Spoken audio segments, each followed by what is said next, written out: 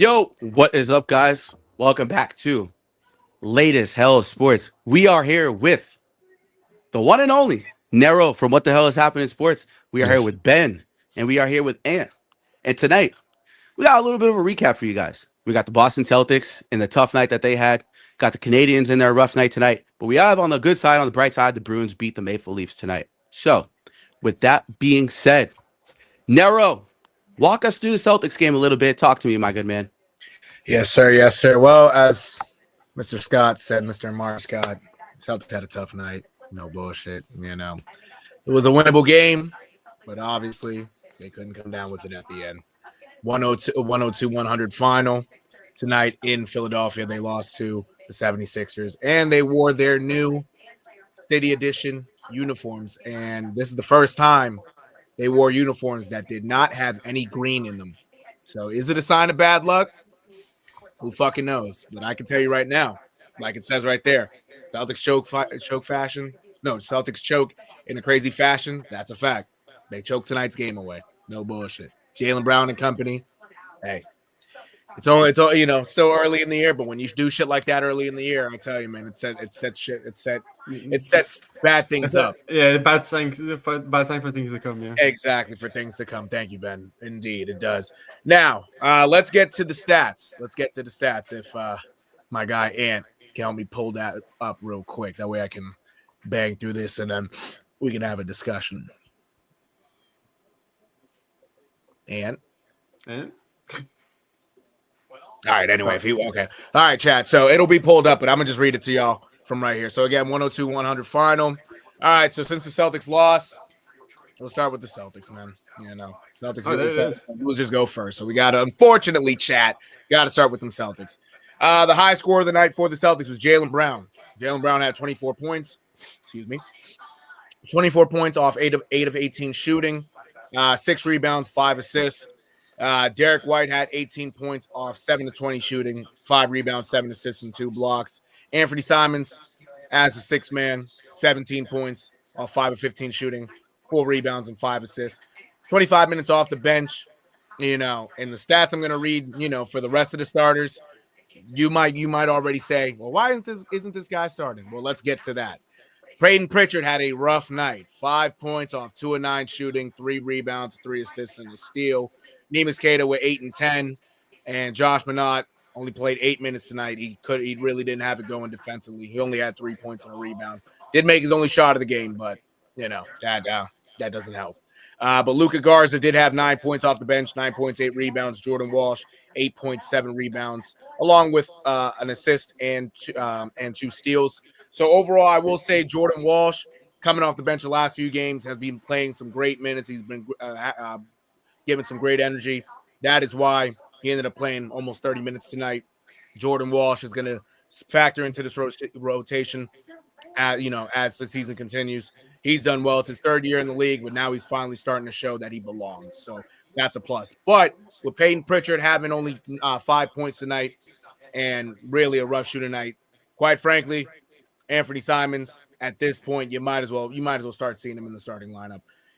Because again, Peyton Pritchard, yeah, he could be a starter, but he's much more effective off the bench, guys. I'll tell you that. And I know Amari knows, he says it all the time, but quite frankly, yeah, I would want Peyton Pritchard to come off the bench now. No bullshit. I think Anthony Simons deserves to start. I know defensively, Anthony Simons isn't the greatest, but it makes up for him on the offensive end. And again, with 17 points off the bench, with him playing some more minutes, some starter minutes, maybe that could have been, at least close to 25 points. At the rate he was scoring. So, yeah, but 100 points. Celtics did manage to get to 100 points, but obviously they couldn't capitalize by scoring 3 more points. They had a rough shooting night from the 3-point land, per usual, like they've had all year. 13 of 38 from 3, 34%. Not the best of night, and quite frankly, they got out free throw tonight as well. They shot 19 free throws, but actually, I should say, let me take that back. The 76ers actually did shoot the same amount of free throws, but the 76ers also made a lot more of their shots when it counted. So, you got to give or take. But with the 76ers, again, with 102 points, the leading scorer of tonight's game for the 76ers was Tyrese Maxey, who's been on a tear. 21 points, 5 of 17 shooting, 5 rebounds, 9 assists, and a steal. Andre Drummond with 14 and 13. Kelly Oubre, 12.7 rebounds. He did also have the game-winning shot right before time expired on a tip-in. Quentin Grimes with 18 points, 6 rebounds, 4 assists off the bench, off 6 of 10 shooting. And Justin Edwards had the game of his life. He was the X factor of this game. He was the reason why, the 76ers won tonight, truthfully. 22 points off the bench, off 8 of 9 shooting, 3 rebounds, 3 assists, and a steal. And he actually was the one who missed the game-winning 3 for the 76ers, in which Kelly Oubre did tip the ball in. So, yeah, if that was his only miss on a night and he was able to get, and you still got points off that, well, that just shows that the Celtics weren't prepared on the defensive end for a rebound, and they also did get killed on the boards tonight as well. So, yeah, it's tough to look forward. It's tough for the Celtics. Again, it's a team without Jason Tatum. It's also a team that is very new. This is a new team. A lot of the guys are gone. The Porzingises, the Drew Holidays, Al Horfords, Luke Cornett's, all the guys that factored in the championship run are gone. A very new team, and you're seeing the growing pains with it. So they're now 5-7 on the year. They do take on the Memphis Grizzlies tomorrow at home. Let's see what happens tomorrow. Hopefully they can get one against the Grizzlies. But the Celtics right now, it's a new team that's learning how to play. Amar, in terms of this Celtics, this team so far, and I know we talk about it a lot, but Anthony Simons, man, what is it going to take to get him in the starting role, in the starting lineup, I should say? Yeah, I mean, you probably just took the words out of my mouth at the end there, but it's just there's no reason why Simons shouldn't be starting. I'm tired of seeing Peyton Pritchard go out there and put up less than 10 points a game. It's getting ridiculous. He's gotten blocked on multiple times on multiple occasions this game so far. And so far along in the season, he's gotten blocked a lot. And I just don't know what it's going to take for a guy like Simons, who has continuously been a starter in this league. And Mazzulla is so stuck in his ways, we might not see Simons start for the first quarter of the year. He's so stuck in his ways and chucking up threes. I'm not understanding the thought process. Jordan Walsh is so good on the defensive end tonight, and just in general, I thought Jay Walsh definitely should get these types of minutes. He had 29 minutes tonight. I think he should get these types of minutes going forward. He's definitely a difference on the defensive end. He brings a lot of versatility on 1 through 4s. So I think that Jaylen Brown, it's evidently his fault we lost this game at the end there. That was really the deciding play. He didn't box out. That's on him. It's on nobody else. That is your man. And the Celtics announcers tried to fucking make excuses for him, which I found crazy as fuck. That they said, oh, well, Jaylen Brown was on the switch before. It's like, when that shot went up, he could have boxed out Oubre before that shot went up. Exactly. And I don't know why we're making excuses for him. And we're seeing very early in the season, Jaylen Brown is not Jason Tatum. Yeah. He's not. Yeah. And I really thought that Jaylen Brown for a period of time was better than Jason Tatum, and I was completely wrong. He doesn't know when to move the ball. He can't pass the ball without leaving his feet. I'm just tired of seeing this night in, night out from this team. And it's games that I'm not going to say we should have won this game, but it gets to a point where you come back like that, you make moves like that, you score the basketball like that, you play defense like that. And honestly, it gets to a point where you start asking yourself, when is Simons going to start? And honestly, Luka Garza had a great game himself tonight. I think it should be Simons, White, Brown, Queta, Garza. I think that would probably be the best way to get Minot and Pritchard minutes off the bench. And even Jay Walsh, you put them in a unit together. If you have Pritchard, who's been running with the ones and he's had championship and playoff experience, why aren't we putting him in a situation now on this team where he can still be the sixth man like he was last year, and Simons, who has been a starter his whole career, can start? It doesn't make sense. So, I'm just very, very concerned about how this is going to go. And it's a little concerning when you see that they're losing these games at the end of a lot of these games, even though they fight back and they scrap. It's not a good look for the rest of the season when you're looking at the rest of the season, and we don't play them again until March. We got a lot of West Coast teams coming up on our schedule the next 2 months, and I'm just hoping that the lineup can be changed, and Mazzulla has stuck with this lineup, and I really don't know why. I think, if I'm not mistaken, haven't the Celtics won, what was it, like 4 out of their last 6 or something? Yeah, before tonight it was 4. Yeah, before for the last 6. Yep. So you look at that and it's like, 4 out of the last 6. I get we kept the same lineup that helped us get to this point, but Josh Minot had 8 points tonight. He wasn't really a factor on the defensive end, but Jay Wall's 2 blocks, 2 steals. Hugo Gonzalez had a great steal. He only had 6 minutes 6 minutes tonight, which I think he got hurt there towards the end of the game. Yeah, towards the end. Yeah, when he finally did get into the game. Yeah. Yeah, he went immediately to the locker room, so that's definitely something to monitor 1,000%. Because he had that play where I think he was on the offensive end, if I'm not mistaken, and he shot a 3, if I'm not mistaken, or the ball was swung to him, if I'm not mistaken, and he kind of he just landed a little weird, or he stepped a little weird. And he immediately just started grimacing, and he immediately went to the bench. And then after that, immediately went to the locker room, realizing he couldn't be on the bench. So if you're a Celtics fan, obviously like Nero and I would monitor that. That's 100% something to monitor. So indeed. 1,000%. And I tell you also, Mari, like when it comes also to the Celtics and even to Jaylen Brown, it's one of those things with him also. It's like with him wanting to be the man so much throughout his career, you get the opportunity, and it almost seems as though like with all the kind of what's the word I'm gonna say, the mentality that he's had and wanting to be the man so bad, it's like this is brand new to him that he is starstruck in being the man. You know what I'm saying? It's like you can think all you want about I want to be the man. Oh, blah, blah, blah. I feel this is my team. Because I know that's what he thinks internally. Of course he does. Jaylen Brown. Of course. But now that you have the opportunity, it almost seems as though you don't know how to go about it. Nigga, this is like, you want this to be your team. You got to know how to go about it. You've been in the league almost 10 years now. You know what I'm saying? Like, actually, this is your 10th year in the NBA. So you mean to tell me from the time you've been with Jason Tatum and the games that he's been out and whatnot, you can't use that to what you've already known to put this in the situation you are right now? Because nigga, you still got Derek White, you still got Pritchard, you still got Akeda, you got guys that you played with the last few years on this team still. Sam Hauser, you still have those guys. You have some newbies also, but you can't tell you, at least for him, you can't tell me that I don't know how to lead this team. Nigga, you're a leader. You've been in this organization for 10 years, and and you can't lead.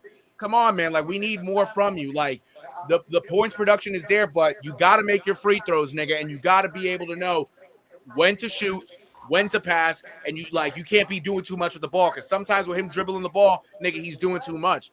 Know your role, but also if you already know at the same time, if you know your role and you have the ball in your hand, you gotta have better output instead of doing dumb shit with the ball. Because there's times throughout this year he's just he's doing Jaylen Brown shit. Like, it's one of those things where, right now with Jaylen Brown, sometimes with the ball, it reminds me a lot of Marcus Smart. What a lot of shit he does. Except it's just Jaylen Brown doing it. You know what I'm saying? Like, absolutely. You gotta be able to adapt to this team. The scoring output, hey, we want that from you. That's great so far, but we need more out of you in terms of scoring. And even so, in terms of getting the ball to other guys, because even when you have the ball in your hand, there's other guys open, cut into the basket, nigga. You got to be able to pass the ball too, and use your left hand, nigga, because that left hand of yours, god damn it, nigga. Niggas absolutely looking like a fucking, a 9-10-year-old with that left hand dribble, nigga, and he has trouble dribbling the ball. Like, come on, bro. 10 years still doing that, bro. You gotta come on, man. Come on. And his bag is so limited. Yes. It's the same dribble one way or spin or crossover, and then spin. Bro, they figured you out already, dog. Yes. They figured you out already, bro. You need to move the fucking basketball, dog. I'm tired of seeing the same and going to the elbow every time. Every time you put the ball on the floor, they know what you're going to do. You're either going to jump to leave your feet for a pass or pass to someone that's half covered, or you're going to spin to get a shot off, which I understand the athleticism, the ability to rise over a defender and hit the jump shot. But, bro, come the fuck on, dog. Seriously, bro. Yeah, like, even if you can't be this far into your career and still have the same problem since when you came into the league. Yes. And yes, it's gotten better, but the same draft and scouting report from when you came into the league is now the same one. It doesn't matter whether you're a Finals MVP right now or not, Right. because Jason Tatum was lo and behold, if you really think about it, Brown won it because of the moments he scored. Yes. I don't think he won it in totality of who played better for that whole series. Right. And even though Celtics fans were on our high horse, we were saying Jaylen Brown's that guy and all that. Now we're seeing you've considered this your team because you were here before Tatum. This wasn't even your team before Tatum got here. Yeah. So then you couldn't even assert your dominance with Kyrie there, which I get stunted his growth a little bit and stunted Tatum's growth a little bit. There's no denying that. Absolutely not. Right. Mm-hmm. But you look at the situation and you got to ask yourself, now that your growth isn't stunted and you're supposed to be this guy who's been in this league for, if I'm not mistaken, 10 years now? 9? Yeah. 10, yep. I think this is his 10th season. Yep. So now you're here, you've had 9 seasons and you're an NBA champion. You've gone to the ECF on 4 occasions, I'm assuming now. If you want to made the playoffs every year since you've been in the league so far, not included this year yet. And this has to be a situation where we ask, has Jaylen Brown really been a second fiddle the whole entire time?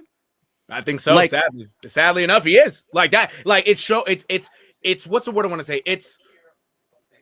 We see that he's a second fiddle, but now it's known. You know what I'm saying? Like we've known and seen that he is a second fiddle to Jason Tatum, but now that he's his own guy, that nigga is second fiddle because he can't even handle he can't even handle being the man by himself. Do you feel me? That's the sad part. And you would think that with him being the second fiddle, it just makes it a lot easier for him being the man when he has the opportunity to be the man. But nigga, it seems like when he's not the man, especially started, with this year, it's like he hasn't, truthfully elevated this team. You feel me? He hasn't. That's the fucked up part, bro.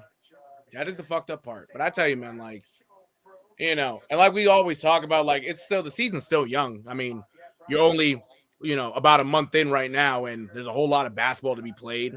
I get, but and it's easy to come back from this because, again, with a long season, it's easy to rebound. It's easy to, go on a little run and rack up some wins. Yeah, it's the NBA. It's easy to do that. It's, for the good teams, the guys, the good players, the established teams, they can do that. But to see what we're seeing right now, it's like, damn, like, you've blown 3 wins now. Actually, is it 3? No, you've blown 4 wins, I should say. You've blown 4 wins in the final minute of the game. You're 5-7 on the year, and you could easily be 9-4. You feel me? 9-3. Like, come on, bro. Niggas got to do better.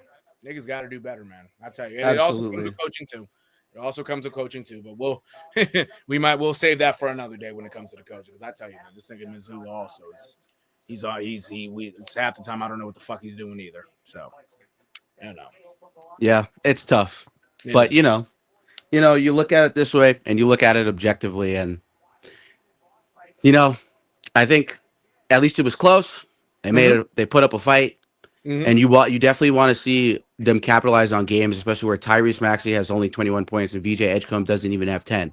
Yes. But you let Andre Drummond get a double-double, like, Justin Edwards off the bench, shoot 8 of 9. Like, come on, bro. 2 points off the bench for a guy whose highest scoring total before this game was 9 points on the season, and he managed to get 22 points off it. Come on, bro. Can't be having shit like that, nigga. Nigga thought he was Michael Beasley out there. Yep. That was Mike Beasley, nigga. No bullshit. Tell me, bro. Shit's sickening.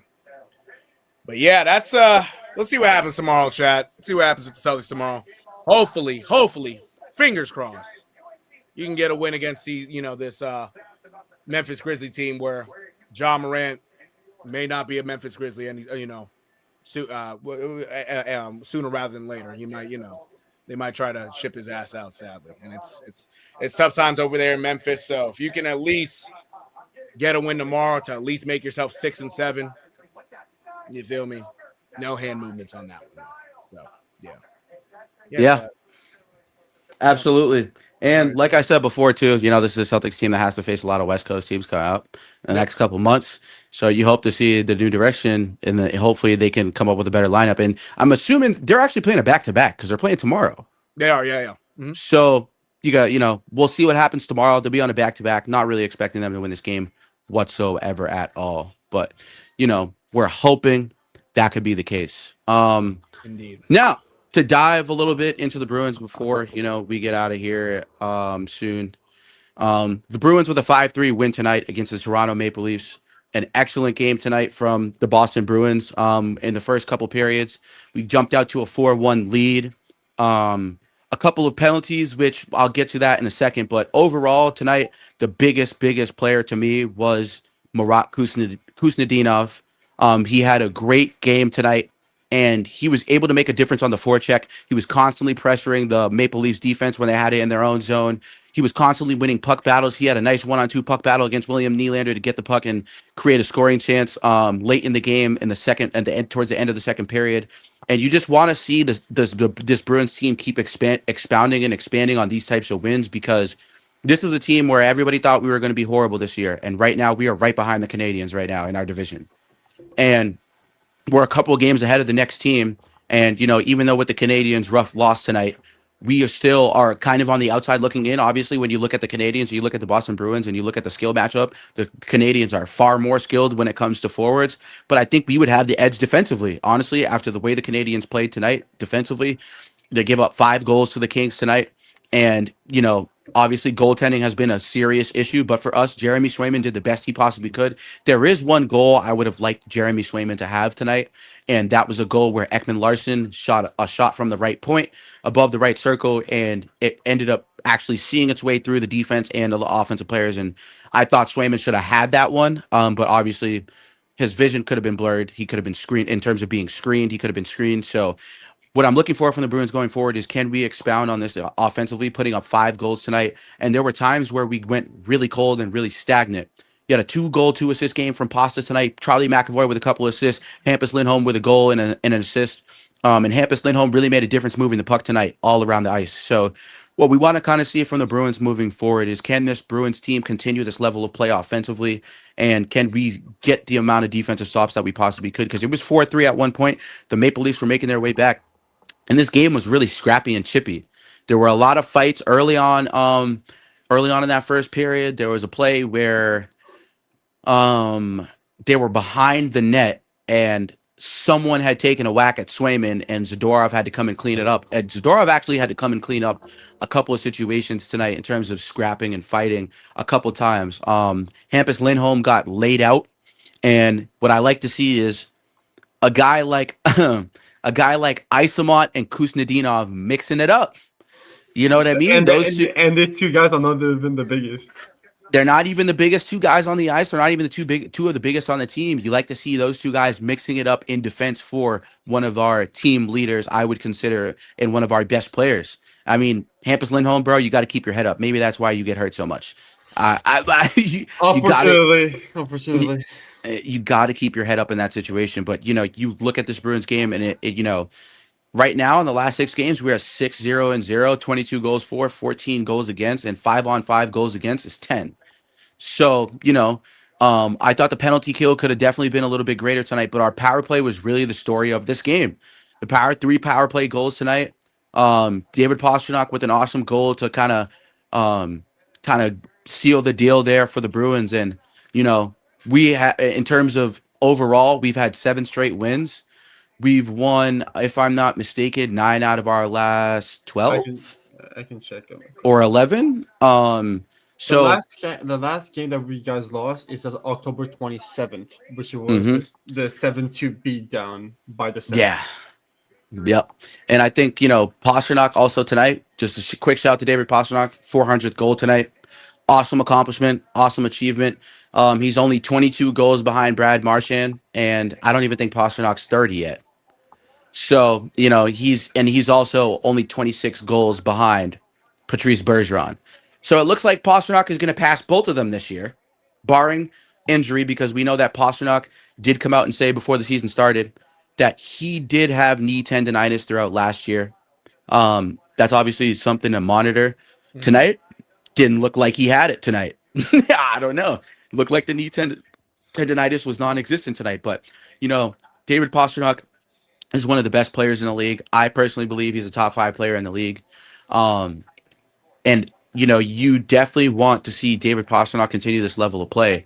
I think we should try. Some other guys have to step up in terms of scoring because it just gets to a point where that if that knee tendonitis gets worse or he gets worn out and fatigued, you will see probably some games where he has to sit out. And I don't want that to be the case, but Kusnedinov has been a healthy addition to this first line.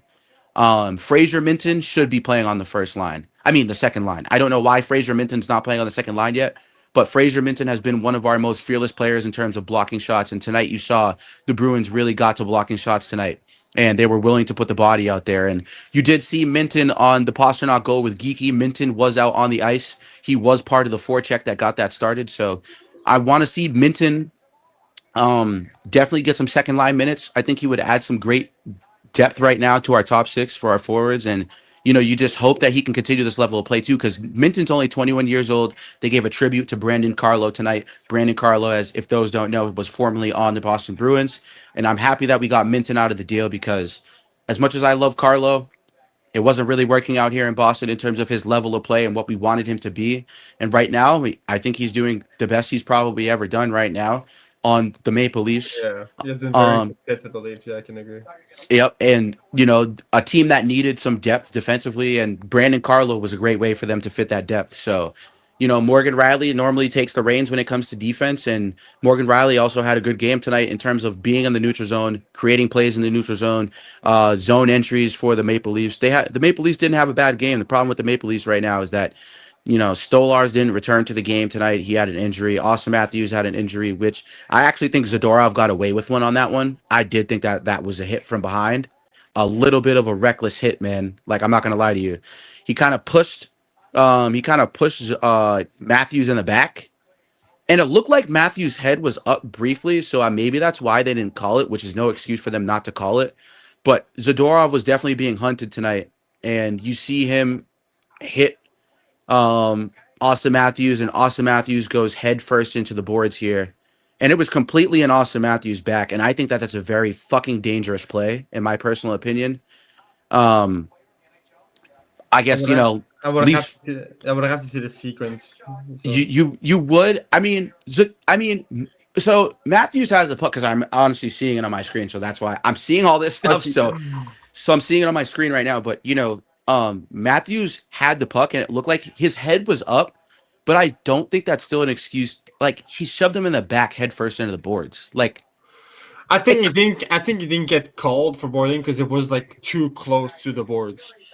yeah, he was. And Matthews and Zadorov are huge. Yeah.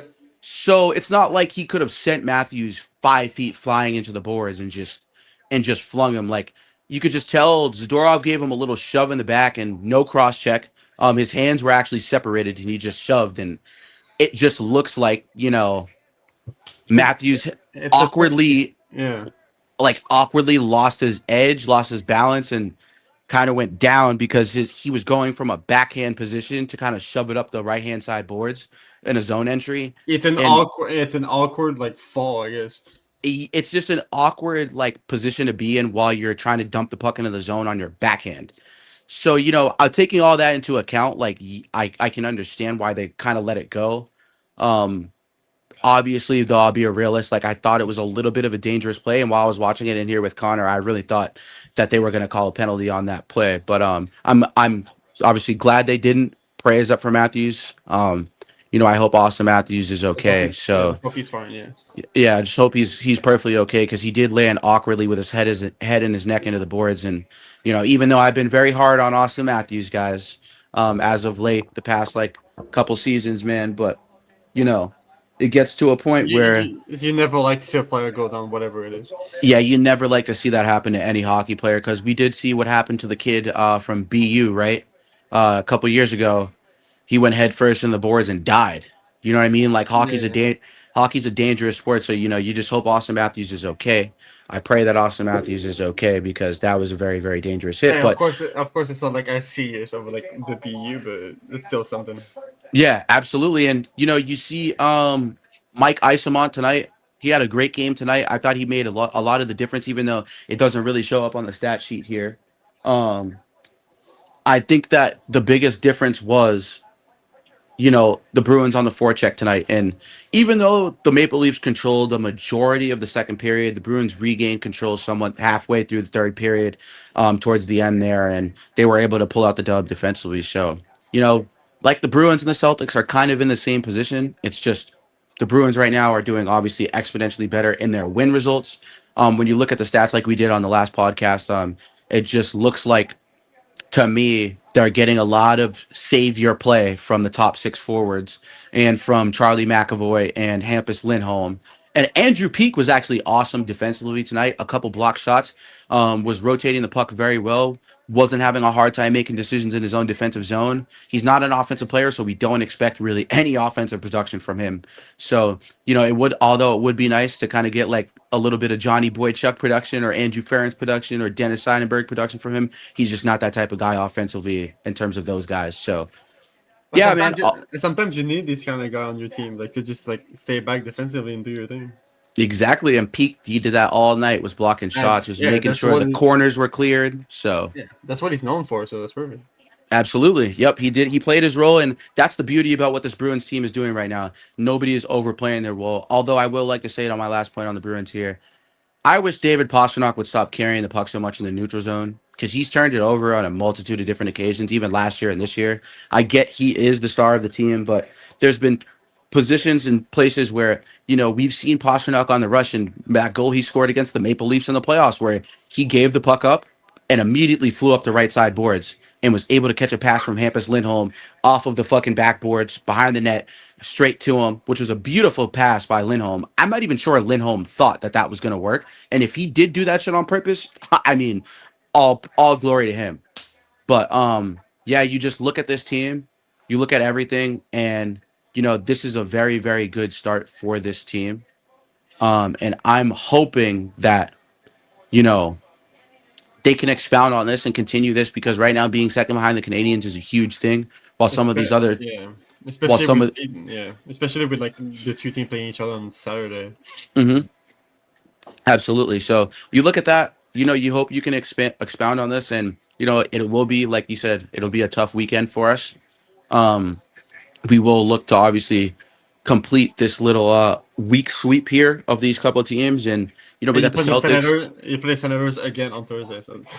Yep, exactly, and we're looking for a little bit of a Celtics resurgence tomorrow. Even though on a back-to-back, it's going to be tough, but like Nero said, we will be home, so we need a home win. Kind of need to get the crowd behind us. We need everybody to be behind us there in the Garden. So awesome night for Boston Bruins hockey, and I would say I'm not going to say awesome night, but at least a decent enough night from the Celtics where moving forward, hopefully Joe Mazzulla can make these adjustments to continue this level of play. But real quick too, little bit of a live look in just real quick for the Patriots game on Thursday. The Pats are playing the New York Jets. So now, Nero, how do you feel about this game, and what do you think this game is going to turn out to be? And if you don't think it's going to be a blowout, what do you see the Jets possibly potentially doing? And if they could do anything, me personally, I don't even think they might not even score. I'm not gonna lie to you. They might not even score. I don't know. I think the same thing. I mean, yeah. The only person who is gonna, have that ability to allow the Jets to score is Justin Fields. And quite frankly, if Justin Fields can't do it without Garrett Wilson and with his receivers most likely getting locked up, that just leaves him and Breece Hall, to try to do something with their legs. And how this Patriots defense has been, especially stopping the run, and with that New York Jets team that in terms of the offensive line, you got a couple young tackles and the inside and between the center and the two guards, they're not, they're playing okay, but you can have your way with them. I tell you, man, it's I don't know if these Jets are going to score. Real shit. I mean, if the Pats come out, on fire and actually treat this game, like a regular game, even though it's, on a short week, shit. If you get you might see a 30-0 beatdown with the hopes of it. If Drake May can continue to stay on fire. Hopefully, Mac Jones, without having to worry about Sauce, not Mac Jones, excuse me, Mac Hollins, excuse me, and Stephon Diggs and company. Don't have to worry about Sauce Gardner, and Quentin Williams. That should be and Quincy Williams on the bench. I mean, that should give you some room to run down the field and catch some passes. So yeah, I see. Right. I see this being, I see the Pats at least scoring 30. No bullshit. I don't see it a 10-7 game. I'll tell you that, chat. I don't know if we're gonna get a 10-7 game on Thursday night. And if we do, shit, that's pretty fucked up. Yeah. I see them scoring at least in the 20s. Hopefully they can get to 30. No bullshit. Well, no more Quentin Williams, no more Sauce Gardner, no more Michael Carter. Yeah, I don't see. And then, who's Justin Fields going to throw to other than, like, I don't know. Like, hopefully Carlton Davis doesn't get burnt. Hopefully Marcus Jones doesn't get burnt. But, we're looking at the AFC playoff picture here. I'm looking it up on my screen. 8-2 Colts, 8-2 Broncos, 8-2 Patriots are the leading front runners right now as far as the division leaders, and obviously that AFC division. I think it's still AFC North, if I'm not mistaken. Cincinnati and the Steelers. Steelers are leading that division with a 5-4 record. The Bills are 6-3, so they're not too far behind some of these other teams. But I just don't see the Patriots losing this week. As I've said before, the Broncos are probably going to win this division. I think that the Broncos are probably 100% going to make this shake and make something shake. So you look at their playing against my Chiefs this upcoming Sunday, and you hope, as a Chiefs fan, as myself, we hope we can come out against a strong defense and actually put points up for real. But, it gets to a point where you got to ask yourself, man, as a Chiefs fan, is this really a game where we're going to find out who the fuck we are? Because I feel like we kind of already know. And this defense is not holding up correctly. And I fear for Jalen Watson and Brian Cook and fucking Nick Bolton's been fine. Drew Tranquil's been fine. But it's just, bro, our secondary is just not it. And we're getting cooked. And going up against this Broncos team that has found a way in the fourth quarter to somehow have explosions in the fourth quarter. I don't know what type of shit Sean Payton's doing in the locker room at halftime, but whatever it is, it's working. He must have learned from Mahomes and Andy Reid or something in that underground layer. Because I don't know how the hell they keep coming out with these wins in the fourth quarter against these teams that are up on them. So, Nick Bonito, for me, is the defensive player of the year. I'm going to have Nick Bonito going the whole way, especially if he continues this level of play. Mm-hmm. Everyone, you can say Myles Garrett, but it's just really not contributing to wins a lot. And obviously that is not his fault because his team can't score fucking points. Right. But I think that you should give it to Nick Bonito, especially because the defense has been a driving factor in getting stops in clutch moments. And Bonito has been a driving factor on the best defense probably in the league so far, other than the Colts and probably the Pats and a couple other teams that you could probably think of. I'm assuming the Packers and the Eagles too as well. So, those are teams that obviously have great defense, and you can even throw the Panthers in that mix too, because they've actually been pretty decent this year on the defensive end. So, how attainable, Nero, is a 13-4 record for the Patriots right now? Honestly, I think it's very attainable. I mean, the only two teams you really got to worry about as the season progresses. Well, three teams really, because you still got to worry about the Bills. Obviously, it's a division game, and that game it's going to be it should be a lot different from this first game. I mean, the Bills are definitely going to have the first loss in their minds to try to go out there and try to kick the Pats' ass. So that's a game right there that might be difficult. But then you still got to worry about the Bengals and the Ravens. And in terms of the Bengals, with Joe Burrow coming back, that might make a difference offensively, to have your starting quarterback back, and you still got to worry about Jamar Chase and T. Higgins on the outside and Chase Brown, as the lead running back. So, that's a game you got to worry about. And then even with the Ravens, you always got to worry about Lamar Jackson, even though he's still nursing that hamstring injury.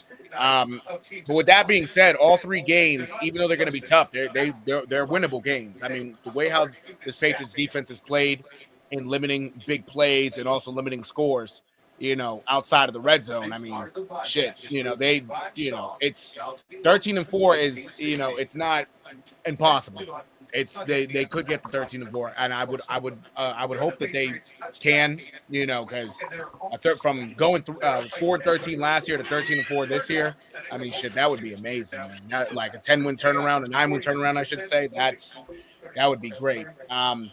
If they end up losing one more game, it's not the end of the world because truthfully, going into the playoffs, especially losing to a good team, it prepares you, even in the losses, while you face competition to, work on what you got to get better on and kind of also know what you did wrong in order to learn from it and then to not do it again and also do right by that. So I mean, shit, yeah. I mean, I can see him going 13-4, but at the same time, if they lose another game, it's not the end of the world. I mean, shit, they'll still end up with a good record. Once they if they win this upcoming week, which they should. I mean, you're at 9 wins, so you're guaranteed a winning record for the year. But we're not settled on 9 wins. We want definitely over 10 for sure. So. Absolutely. Yep. 1,000%. But yeah, look at Patriots versus opponents, 32 touchdowns to 22, 42% third down conversion to 42 to 32 on other teams. And, you look at this Patriots team and you ask yourself, hey man, are these stats sustainable too as well? And I think they are, because if you look at this defense has gotten stops when they needed to. They've really done the best in the second half of games. So I'm looking at this Patriots offense, and Drake May is throwing guys open. He's just making the right plays, and Josh McDaniels is drawing everything up beautifully. So, this Patriots team is exciting. As a Chiefs fan, I like it's obviously scary, but it as someone from Massachusetts, it is exciting. I wouldn't put it past the Patriots to make it to the AFC Championship game.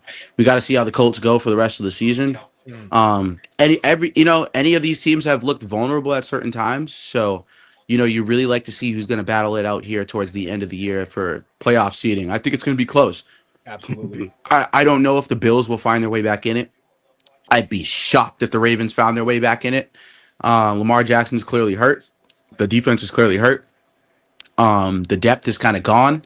They made a couple trades this year, so you just hope to see the Patriots actually do get a chance. And Travion Henderson has to start from here on out. Absolutely, he's got to be the guy. Actually, not even he should. He better. Yeah, it has to That's be. No question. Why the fuck is it? You know what I'm saying? Like, there shouldn't be a conversation. Exactly. As much as Ramondre Stevenson, how good of a player he is, even when he does, fumble and things like that, but he makes up for it in catching passes and providing the presence of being a good blocker. This kid Travion Henderson's the future. I mean, you saw it. It was his coming out party on Sunday. Yep. You got to give the kid as much reps as you can, but also the way how he was utilized, how we've mentioned it so many times, the way he's utilized, right, how he was on Sunday, keep utilizing him like that, because in open space, he's dangerous. And you see the long runs, you see he can make people miss. Why wouldn't you not want that guy as your lead back? Absolutely. Daniels, Mike Vrabel. Hey, the one good decision, you made a lot of good decisions collectively throughout the whole year for the offense. I think the one decision you got to agree on right now is let the kid rock. Yeah. Absolutely. You gotta play him. You gotta play him. Absolutely. And before we get out of here, the Canadiens lost 5-1 tonight to the Los Angeles Kings. Ben, talk to us about the Canadiens tonight, what the problems were, and how you guys can fix them moving forward.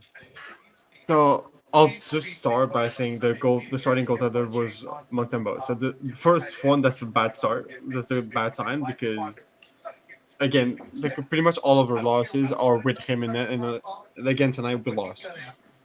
And again, that's another loss with him in net. So that's not the real thing.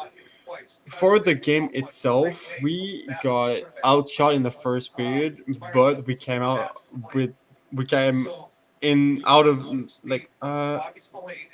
went into the first intermission with the lead. We scored with 42 seconds left in the first period.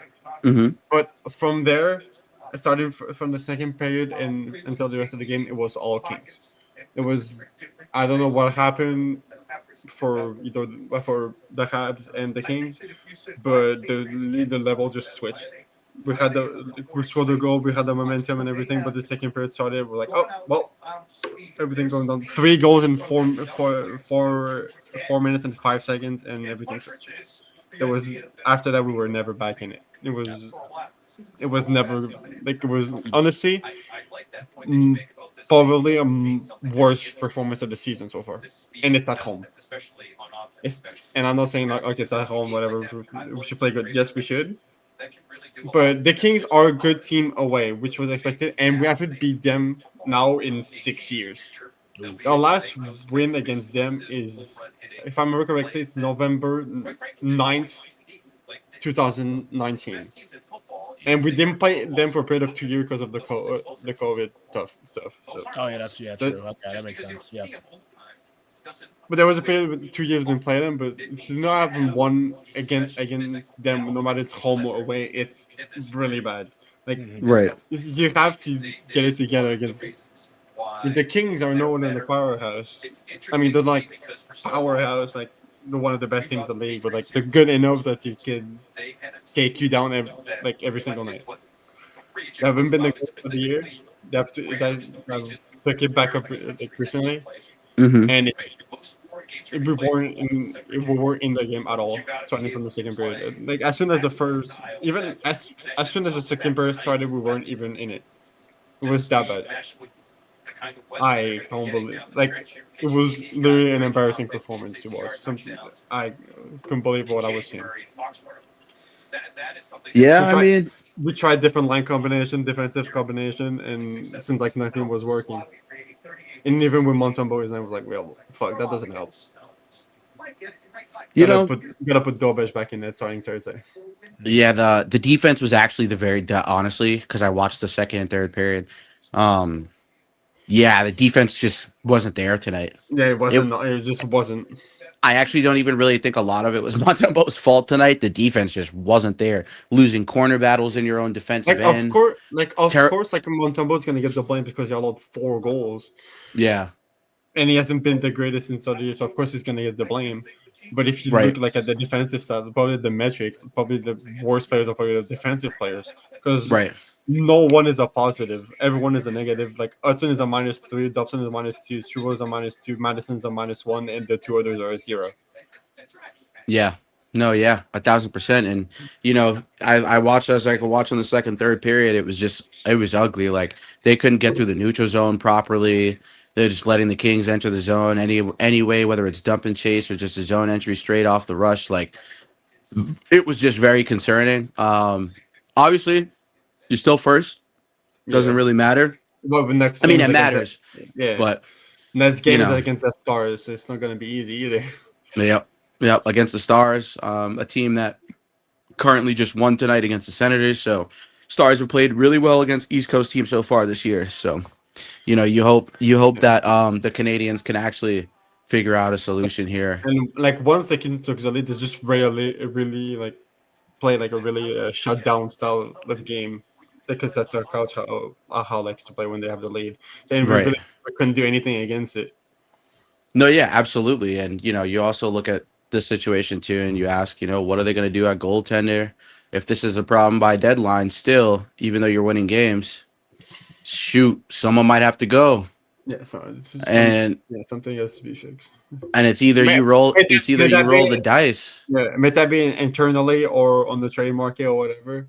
Right. But it feels like this in the new year. Now that's a problem. Yep, and I'm sure that, I'm sure someone's going to ask for the higher caliber players in terms of getting a goalie back in return, but that's a lot to ask, and I'm sure the Canadiens management will not be willing to give up any of the core players for that to happen. So it's the same thing around the league because like no team is willing to give up a player because every team has a high demand. You guys should have took a stab at Carter Hart. The thing should have would have been their greatest reception. Yeah, it wouldn't have been, but he went to Vegas. That was great reception. No. It was great reception. So yeah, man, obviously as a Bruins fan, I hope you guys don't play well so we can pass you. But obviously, like I like Caulfield and I like Demidov and good young team. I like Hudson. I like Dobson. So even before Dobson was on the Canadiens. So, you just hope to see those guys thrive still. And it was a rough game, but it's just back to the drawing board, shore up for Dallas. Yeah. And prepare ourselves for Boston on Saturday as well. Yep, absolutely. And we will see you guys on Saturday. Absolutely. We can't wait. That's Yep. going to be an awesome recap. Hopefully we can try and get in a little bit of a game preview for that. But tomorrow, like we said, we got the Celtics tomorrow. I'm sure that will be what the hell is happening in sports tomorrow. We do not have the Bruins tomorrow. Tomorrow is, or well, today Today is Wednesday. is Wednesday. So yes, tomorrow will be, tomorrow will be, probably mostly what the hell is happening in sports on his end. I may or may not be on there depending on what Nero wants to do. So hopefully you guys just tune in. Even if I'm not there, please go subscribe at WTHHS on YouTube, at WTHHS617 on Yes, sir. Yes, sir. Instagram. Please go subscribe, go like, and he will have some clips out this week of him on pod this week. He's been killing it, crushing it. So you guys are going to be able to see that live and in the flesh on Instagram, and a couple other platforms that we'll have too as well. So just be able to go on his, like I said, at WTHHS on YouTube, at WTHHS617 on Instagram, and us, we are at the Bay State Media, no spaces, no underscores, no nothing on Instagram. On Facebook, we are the Bay State Media Collective. We will be getting on Twitter soon. We will have YouTube Shorts. So you guys definitely have to tune in all those aspects. We will be collaborating on those because now YouTube lets you have collaborators on posts and videos. So we will be obviously doing that with Nero a shit ton. So be on the lookout for that on both ends. So yeah, man, this is another edition of Latest Hell Sports, and you guys already know we here.